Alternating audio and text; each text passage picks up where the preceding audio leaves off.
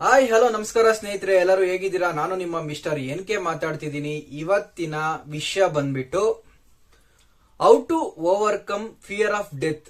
ತುಂಬಾ ಜನಗಳಿಗೆ ನಾನು ಇತ್ತೀಚಿನ ದಿನಗಳಲ್ಲಿ ನೋಡ್ತಾ ಇದ್ದೀನಿ, ತುಂಬಾ ಜನ ಪೇಷಂಟ್ಸ್ ಅಲ್ಲಿ ಏನಾಗ್ತಿದೆ ಅಂತಂದ್ರೆ ಈ ಫಿಯರ್ ಆಫ್ ಡೆತ್, ಎಲ್ಲಿ ಸತ್ತೋಗ್ಬಿಡ್ತೀನೋ ಅನ್ನೋ ಭಯ ತುಂಬಾ ಜಾಸ್ತಿ ಆಗಿದೆ. ಅದರಲ್ಲೂ ಇತ್ತೀಚಿನ ಸ್ವಲ್ಪ ಮೀಡಿಯಾಗಳಲ್ಲಿ ತುಂಬಾ ಇದೇ ರೀತಿಯಂತ ಕಂಟೆಂಟ್ಗಳು ಬರ್ತಾ ಇರೋದ್ರಿಂದ ಯಾರಾದ್ರೂ ಹಾರ್ಟ್ ಅಟ್ಯಾಕ್ ಆಗಿ ಸತ್ತೋದ್ರೆ, ಯಾರಿಗಾದ್ರೂ ಏನಾದ್ರು ಆಗಿ ಸತ್ತೋದ್ರೆ ನನಗೂ ಅದೇ ತರ ಆಗಬಹುದು ಅನ್ನೋ ಒಂದು ಭಾವನೆಯಲ್ಲಿ ತುಂಬಾ ಜನ ಈ ತರದ ಒಂದು ಭಾವನೆಯಲ್ಲಿದ್ದಾರೆ.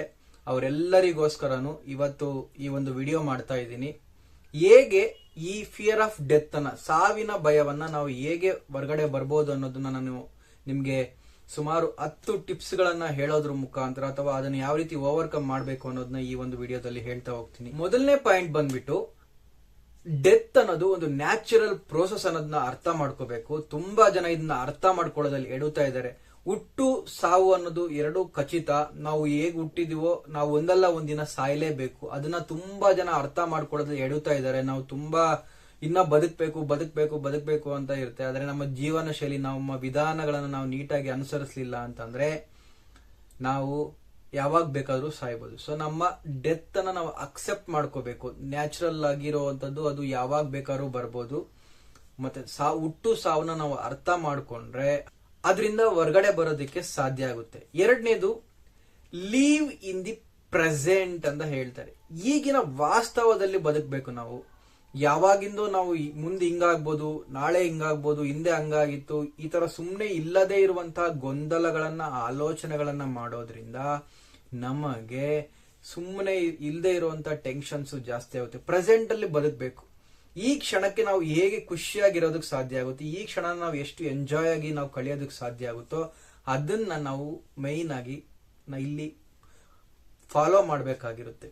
ಇನ್ನು ಮೂರನೇದಾಗಿ ಅಂದ್ರೆ ಫೈಂಡ್ ಪರ್ಪಸ್ ಅಂಡ್ ಮೀನಿಂಗ್ ಅಂತ ಕರಿತೀವಿ. ಅಂತಂದ್ರೆ ಏನೋ ಒಂದು ಕಾರಣಕ್ಕೆ ನಾವು ಹುಟ್ಟಿರ್ತೀವಿ, ಏನೋ ಒಂದು ಉದ್ದೇಶಕ್ಕೆ ನಾವು ಹುಟ್ಟಿರ್ತೀವಿ, ಅದನ್ನ ಕಂಪ್ಲೀಟ್ ಮಾಡೋದ್ರ ಕಡೆಗೆ ನಾವು ಗಮನ ಕೊಡಬೇಕು. ನಮ್ದೇ ಆದಂತ ಒಂದು ಲೈಫ್ ಇರುತ್ತೆ, ನಮ್ದೇ ಆದಂತ ಫ್ಯಾಮಿಲಿ ಇರುತ್ತೆ, ಅದ್ರ ಕಡೆ ಗಮನ ಕೊಡಬೇಕು. ನಾವು ನಮ್ಮ ಲೈಫ್ ನ ಯಾವ ರೀತಿ ಇಂಪ್ರೂವ್ ಮಾಡ್ಕೋಬೇಕು ಅನ್ನೋದ್ರ ಕಡೆ ಗಮನ. ನಮ್ಮ ಮೀನಿಂಗ್, ನಮ್ಮ ಹುಟ್ಟಿಗೆ ಒಂದು ಮೀನಿಂಗ್ ಅನ್ನ ನಾವು ಹುಡ್ಕೋ ಪ್ರಯತ್ನ ಮಾಡಬೇಕು. ಅದನ್ನ ಅರ್ಥ ಮಾಡ್ಕೊಂಡಾಗ ಈ ರೀತಿಯಾದಂತಹ ಸಮಸ್ಯೆಗಳಿಂದ ನಾವು ಹೊರಗಡೆ ಬರೋದಕ್ಕೆ ಸಾಧ್ಯ ಆಗುತ್ತೆ.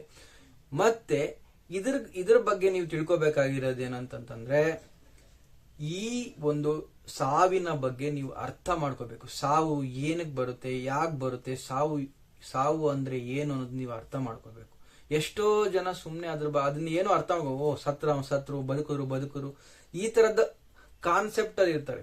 ದಯವಿಟ್ಟು ನೀವು ಬುಕ್ಸ್ ಗಳನ್ನ ಓದಿ. ಪುರಾಣಗಳಲ್ಲಿ ತುಂಬಾ ಬುಕ್ಸ್ ಇದೆ. ನಮ್ಮ ಪುರಾಣ, ಭಗವದ್ಗೀತೆ, ರಾಮಾಯಣ, ಮಹಾಭಾರತ ಮತ್ತೆ ಇತ್ತೀಚಿನ ಕವಿಗಳು, ಹಳೆಯ ಕಾಲದ ಕವಿಗಳು ಬಹಳ ಅದ್ಭುತವಾಗಿ ಈ ವಿಷಯಗಳ ಬಗ್ಗೆ, ಮರಣದ ಬಗ್ಗೆ ಬರೆದಿದ್ದಾರೆ. ನಿಮ್ಗೆ ಅದ್ರ ಬಗ್ಗೆ ಅಷ್ಟೊಂದು ಡೌಟ್ಗಳಿದ್ರೆ ಅಥವಾ ಅದ್ರ ಬಗ್ಗೆ ನಿಮ್ಗೆ ಅಷ್ಟೊಂದು ಕ್ಯೂರಿಯಾಸಿಟಿ ಇದ್ರೆ ದಯವಿಟ್ಟು ಆ ಬುಕ್ಗಳನ್ನ ಓದಿ. ಅದನ್ನ ಓದೋದ್ರ ಮುಖಾಂತರ ನಿಮ್ಗೆ ಈ ಒಂದು ನಾಲೆಡ್ಜ್ ನ ಗೈನ್ ಮಾಡ್ಕೊಳ್ಳೋದ್ರ ಮುಖಾಂತರ ನೀವು ಅದನ್ನ ಒಪ್ಕೊಳ್ಳಕ್ಕೆ ಈಸಿ ಆಗುತ್ತೆ. ಇದ್ರ ಜೊತೆಗೆ ಟಾಕ್ ಅಬೌಟ್ ಯುವರ್ ಫಿಯರ್ಸ್ ಅಂತಂದ್ರೆ, ನಿಮ್ಮ ಭಯಗಳ ಬಗ್ಗೆ ನೀವು ಮಾತಾಡಬೇಕು. ನಿಮ್ಮ ಮನಸ್ಸಲ್ಲೇ ನಿಮ್ಮ ಭಯಗಳ ಬಗ್ಗೆ ನೀವು ನಿಮ್ಮಲ್ಲೇ ಕೊರಗುತ್ತಾ ಇದ್ರೆ ಅದರಿಂದ ಇನ್ನ ಟೆನ್ಷನ್ಸ್ ಜಾಸ್ತಿ ಆಗುತ್ತೆ, ಅದರಿಂದ ನಿಮ್ಗೆ ಗಾಬರಿ ಜಾಸ್ತಿ ಆಗುತ್ತೆ. ನೀವು ಇನ್ನ ಅದ್ರ ಬಗ್ಗೆ ಓವರ್ ಆಗಿ ನೆಗೆಟಿವ್ ಆಗಿ ಥಿಂಕ್ ಮಾಡೋದಕ್ಕೆ ಶುರು ಮಾಡ್ತೀರಾ.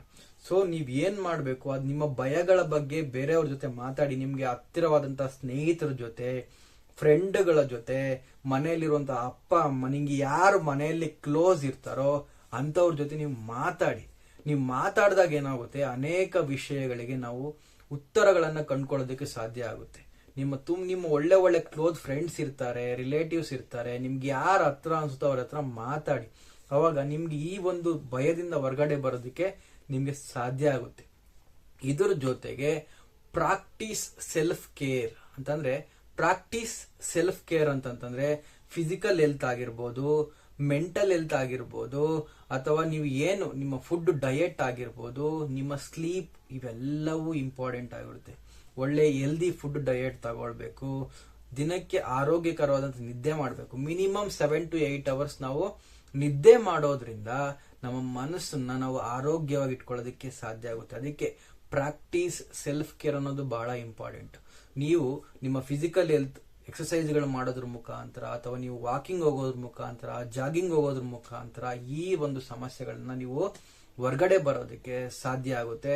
ಸೊ ಹಂಗಾಗಿ ಫಿಸಿಕಲ್ ಹೆಲ್ತ್, ಮೆಂಟಲ್ ಹೆಲ್ತ್ ಜೊತೆಗೆ ಡಯಟ್ ಮತ್ತೆ ಒಳ್ಳೆ ಸ್ಲೀಪ್ ಇವು ಬಹಳ ಇಂಪಾರ್ಟೆಂಟ್ ಆಗಿರುತ್ತೆ. ಇದ್ರ ಜೊತೆಗೆ ಕ್ರಿಯೇಟ್ ಎ ಲೆಗೆಸಿ ಅಂತ ಕರಿತೀವಿ. ನಾವು ಹುಟ್ಟಿದ ಮೇಲೆ ನಾವೇನಾದ್ರೂ ಒಂದು ನಮ್ಮ ಮಕ್ಕಳಿಗಾಗಿರ್ಬೋದು, ನಮ್ಮ ಮುಂದೆ ಬರುವಂತಹ ನಮ್ಮ ಫ್ಯೂಚರ್ಗೆ ನಾವೇನಾದ್ರೂ ಒಂದು ಬಿಟ್ಟೋಗ್ಬೇಕು. ಅದನ್ನ ನಾವು ಮಾಡ್ಲಿಲ್ಲ ಅಂತಂದ್ರೆ ನಮ್ಗೆ ಅದ್ರ ಕಡೆ ಗಮನ ಕೊಡಿ. ಅವಾಗ ಈ ಒಂದು ಡೆತ್ ಬಗ್ಗೆ ನಿಮ್ಗೆ ಒಂದು ಫಿಯರ್ ಇರಲ್ಲ. ಏನಾಗುತ್ತೆ ಅಂತಂದ್ರೆ ನಿಮ್ಮ ಫ್ಯೂಚರ್ ಅಲ್ಲಿ ನಿಮ್ಮ ಮಕ್ಕಳು, ಅಥವಾ ನಿಮ್ಮ ರಿಲೇಟಿವ್ಸ್, ನಿಮ್ಮ ಯಾರೇ ಆಗಿರ್ಬೋದು, ನಿಮ್ ಬಗ್ಗೆ ಏನಾದ್ರು ಒಂದು ತಿಳ್ಕೊಳ್ಳೋದಕ್ಕೆ ಒಂದು ಕ್ಯೂರಿಯಾಸಿಟಿ ಆಗಿರೋಂಥ ಉಳಿಸೋಗ್ಬೇಕು. ನಮ್ಮ ಲೆಗೆಸಿನ ನಾವು ಬಿಟ್ಟೋಗ್ಬೇಕು. ನಮ್ಮ ಲೆಗೆಸಿನ ನಾವು ಬಿಟ್ಟೋದ್ರೆ ನಮ್ಮ ಫ್ಯೂಚರ್ ಚೆನ್ನಾಗಿರುತ್ತೆ. ನಮ್ಮ ಮಕ್ಕಳು ನಮ್ಮ ಬಗ್ಗೆ ಮಾತಾಡ್ತಾರೆ, ನಮ್ಮ ರಿಲೇಟಿವ್ಸ್ ನಮ್ಮ ಬಗ್ಗೆ ಮಾತಾಡ್ತಾರೆ. ಸೊ ನೀವು ಅದ್ರ ಕಡೆ ಗಮನ ಕೊಡಿ. ನೀವು ನಿಮ್ಮ ಒಂದು ಲೆಗೆಸಿನ ನಿಮ್ಮ ಫ್ಯೂಚರ್ಗೆ ಕೊಟ್ಟೋಗುವಂತ ಒಂದು ಪ್ರಯತ್ನ ಮಾಡಬೇಕು. ಜೊತೆಗೆ ಇದು ನೆಕ್ಸ್ಟ್ ಬಂದ್ಬಿಟ್ಟು ಅಕ್ಸೆಪ್ಟ್ ಅನ್ಸರ್ಟಿನಿಟಿ ಅಂತ ಕರಿತೀವಿ. ಏನ್ ಅಕ್ಸೆಪ್ಟ್ ಅನ್ಸರ್ಟಿನಿಟಿ ಅಂತಂದ್ರೆ ಪ್ರತಿಯೊಬ್ಬ ಮನುಷ್ಯನ ಜೀವನದಲ್ಲೂ ಸಣ್ಣ ಪುಟ್ಟ ಅನ್ಸರ್ಟಿನಿಟಿಗಳು ಆಗ್ತಾ ಇರುತ್ತೆ. ಅದನ್ನ ನಾವು ಒಪ್ಕೋಬೇಕು. ಮತ್ತೆ ಅದರಿಂದ ನಾವು ಯಾವ ರೀತಿ ಹೊರಗಡೆ ಬರಬೇಕು, ಅದರಿಂದ ನಾವು ಯಾವ ರೀತಿ ನಾವು ಬದಲಾಯಿಸಬೇಕು, ಅದನ್ನ ನಾವು ಹೇಗೆ ಓವರ್ಕಮ್ ಮಾಡಬೇಕು, ಅದರಿಂದ ನಾವು ಯಾವ ರೀತಿ ನಮ್ಮ ಬದುಕನ್ನ ಇನ್ನ ಸುಂದರವಾಗಿ ರೂಪಿಸ್ಕೊಳ್ಳೋದಕ್ಕೆ ಸಹಾಯ ಮಾಡ್ಕೋಬೇಕು ಅನ್ನೋದ್ರ ಕಡೆ ಗಮನ ಕೊಡಬೇಕು. ನಮ್ಮ ಕಾನ್ಫಿಡೆನ್ಸ್ ಲೆವೆಲ್ನ ಯಾವುದೇ ಕಾರಣಕ್ಕೂ ನಾವು ಡೌನ್ ಮಾಡ್ಕೋಬಾರ್ದು. ಸೊ ನಾವು ಯಾವಾಗ ಡೌನ್ ಮಾಡ್ಕೊಂತೀವಿ ಅವಾಗ ಈ ತರದ ಅನ್ಸರ್ಟಿನಿಟಿಗಳು ಜಾಸ್ತಿ ಆಗುತ್ತೆ. ಸೊ ಲೈಫ್ ಅಂದ್ಮೇಲೆ ಅನ್ಸರ್ಟಿನಿಟೀಸ್ ಬಂದೇ ಬರುತ್ತೆ. ನಾವು ಅದನ್ನ ಅಕ್ಸೆಪ್ಟ್ ಮಾಡ್ಕೋಬೇಕು. ನಾವು ಅಕ್ಸೆಪ್ಟ್ ಮಾಡ್ಕೊಂಡಾಗ ಏನಾಗುತ್ತೆ, ನಾವು ಅದರಿಂದ ಹೊರಗಡೆ ಬರೋದಕ್ಕೆ ಖಂಡಿತ ಸಾಧ್ಯ ಆಗುತ್ತೆ. ಪ್ರತಿಯೊಬ್ಬರಿಗೂ ತನ್ನದೇ ಅಂತ ಅನ್ಸರ್ಟಿನಿಟೀಸ್ ಇದ್ದೇ ಇರುತ್ತೆ. ನೆಕ್ಸ್ಟ್ ಪಾಯಿಂಟ್ ಬಂದ್ಬಿಟ್ಟು ಸ್ಪಿರಿಚುವಲ್ ಪ್ರಾಕ್ಟೀಸ್ ಅಂತ ಕರಿತೀವಿ. ಸ್ಪಿರಿಚುವಲ್ ಪ್ರಾಕ್ಟೀಸ್ ಅಂತಂದ್ರೆ ನಾವು ನಮ್ಮ ಲೈಫ್ ಅಲ್ಲಿ ಕೆಲವೊಂದು ದೇವರುಗಳನ್ನು ನಂಬ್ತೀವಿ, ಕೆಲವೊಂದು ತುಂಬಾ ಗಾಢವಾಗಿ ನಂಬ್ತೀವಿ. ಪೂಜೆ ಮಾಡೋದು, ಪುನಸ್ಕಾರ ಮಾಡೋದು, ದೇವರುಗಳಿಗೆ ಹೋಗೋದು, ದೇವಸ್ಥಾನಕ್ಕೆ ಡೈಲಿ ಹೋಗೋದು, ಈ ತರದ್ದು ಸ್ಪಿರಿಚುವಲ್ ಪ್ರಾಕ್ಟೀಸ್ ನಿಮ್ಗೆ ಏನೇನ್ ಇರುತ್ತೋ. ಕೆಲವರು ಮನೆಯಲ್ಲಿ ಭಗವದ್ಗೀತೆ ಓದ್ತಾರೆ ಡೈಲಿ, ಕೆಲವರು ಮನೆಯಲ್ಲಿ ಮಹಾಭಾರತ ಓದ್ತಾರೆ, ಕೆಲವರು ಪೂಜೆ ಮಾಡ್ತಾರೆ, ಬೆಳಗ್ಗೆ ಎದ್ದು ಸ್ನಾನ ಮಾಡಿ ಬೆಳಗ್ಗೆನೆ ಪೂಜೆ ಮಾಡ್ತಾರೆ. ಅವರವರ ಅಭ್ಯಾಸಗಳಿಗೆ ತಕ್ಕಂಗೆ ನಾವು ಸ್ಪಿರಿಚುವಲ್ ಪ್ರಾಕ್ಟೀಸ್ ನ ಮಾಡೋದ್ರಿಂದ ಏನಾಗುತ್ತೆ, ನಮ್ಮ ಮೆಂಟಲ್ ಸ್ಟೇಟಸ್ ಇಂಪ್ರೂವ್ಮೆಂಟ್ ಆಗ್ತಾ ಹೋಗುತ್ತೆ.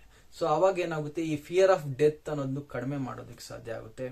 ಸೊ ಹೀಗಾಗಿ ನೀವು ಸ್ಪಿರಿಚುವಲ್ ಪ್ರಾಕ್ಟೀಸ್ ನ ಮಾಡೋದ್ರಿಂದ ಈ ಫಿಯರ್ ಆಫ್ ಡೆತ್ ನ ನಾವು ಕಡಿಮೆ ಮಾಡ್ಕೋಬಹುದು. ಇನ್ನ last but not least, professional help. ನಿಮಗೆ ಇದು ಕಂಟ್ರೋಲ್ ಮಾಡಕ್ ಆಗ್ತಾ ಇಲ್ಲ, ಕಷ್ಟ ಆಗ್ತಿದೆ, ನಮ್ಗೆ ಯಾವ ರೀತಿ ಇದನ್ನ ಕಂಟ್ರೋಲ್ ಮಾಡಬೇಕು ಅನ್ನೋದು ಅರ್ಥ ಆಗ್ತಿಲ್ಲ ಅಂತ ನಿಮ್ಗೆ ಅನ್ಸಿದ್ರೆ ದಯವಿಟ್ಟು ಪ್ರತಿ ಜಿಲ್ಲೆಯಲ್ಲೂ ಸಹ ಮಾನಸಿಕ ಆರೋಗ್ಯ ಕಾರ್ಯಕ್ರಮ ಘಟಕಗಳಂತಿರುತ್ತೆ. ಜಿಲ್ಲಾಸ್ಪತ್ರೆಯಲ್ಲಿ ಮಾನಸಿಕ ವಿಭಾಗ ಇರುತ್ತೆ, ಮೆಡಿಕಲ್ ಕಾಲೇಜುಗಳಲ್ಲಿ ಮಾನಸಿಕ ವಿಭಾಗ ಇರುತ್ತೆ. ದಯವಿಟ್ಟು ಅಲ್ಲಿಗೆ ಭೇಟಿ ಕೊಡಿ, ನಿಮ್ಮ ಸಮಸ್ಯೆಯನ್ನ ಹೇಳ್ಕೊಳ್ಳಿ.